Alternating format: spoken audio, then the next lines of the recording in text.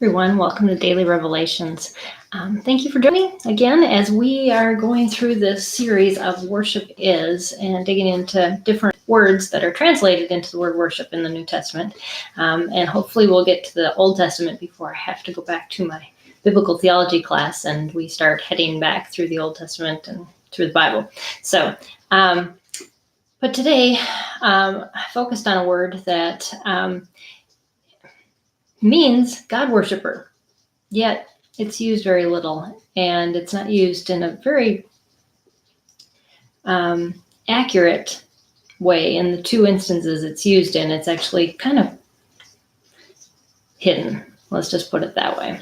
So wasn't sure how to decipher that, but I started doing the study, and if you've ever done a word study of like a word in the New Testament or in the Old Testament, you look up the original meaning in the Hebrew or the Greek. The Greek is the New Testament.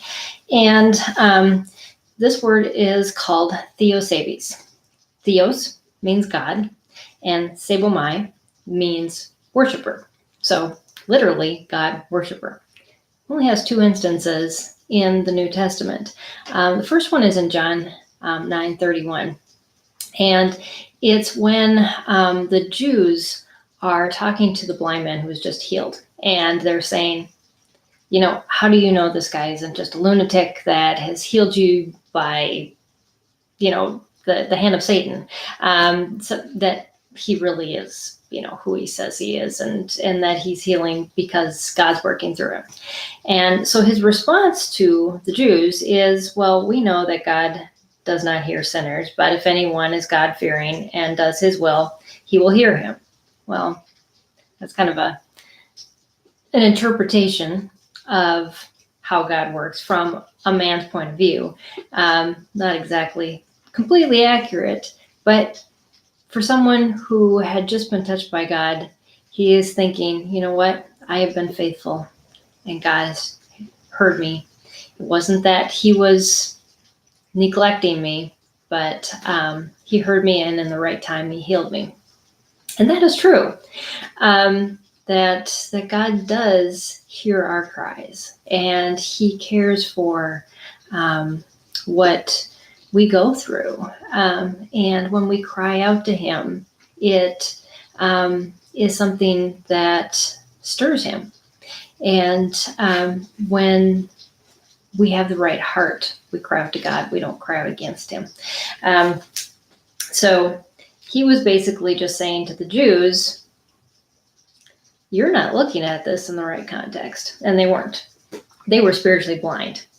And here's a man who was at least not spiritually blind, and now not physically blind as well.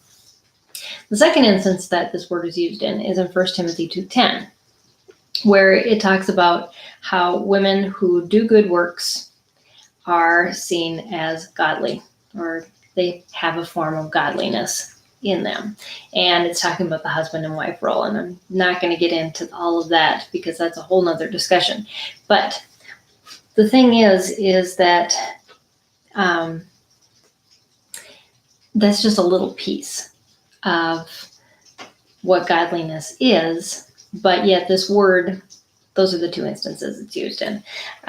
So the thing is we can't control God, and we can't do good works to please God. And just by doing works, it doesn't equate to us being godly. It has something more. But there is truth within that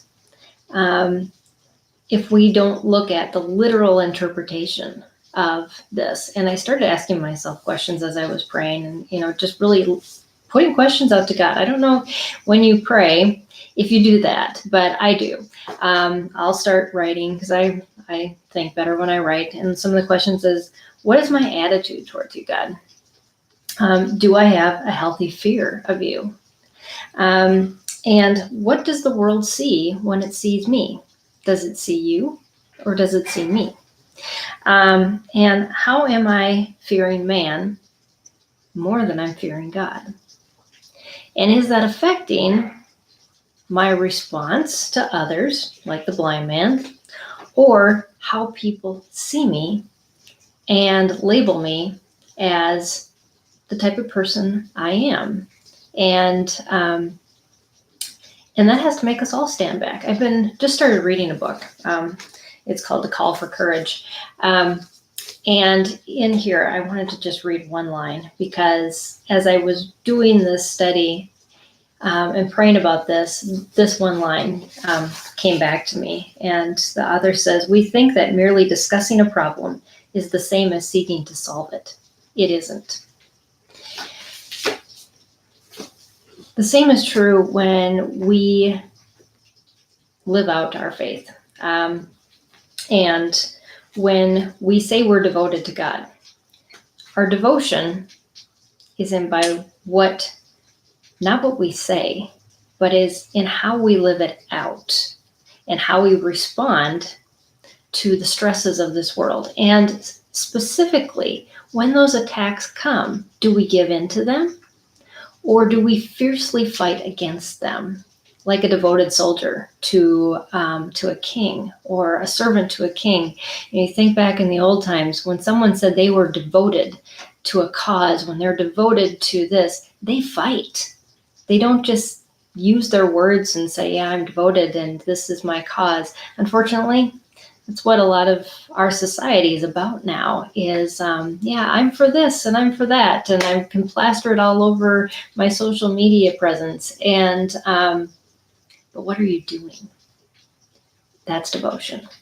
Devotion is not talking about it. It's actually acting out to do something about it, to solve the problem, to seek God in what the solution is, so that we don't get caught up in the trap that thinking that we're thinking about it and we're praying about it, so therefore we're solving it. We aren't. We have to obediently do, not just leave it out there and say, "Yeah, it's something I should change," and then we never do. So definitely something to think about, what devotion is in relation to worship. And when we devote our lives to God, that devotion requires action. And that's what worship is. When we live for our King, and our actions are basically for our King and not for us. So that's my thoughts today on Daily Revelations. Thanks for joining me. And I have a feeling tomorrow's word is going to take a little longer to be digging into. So it may take a couple days for me to come back, but I'll be back with another word as we continue on this series of Worship Is. I'll see you then.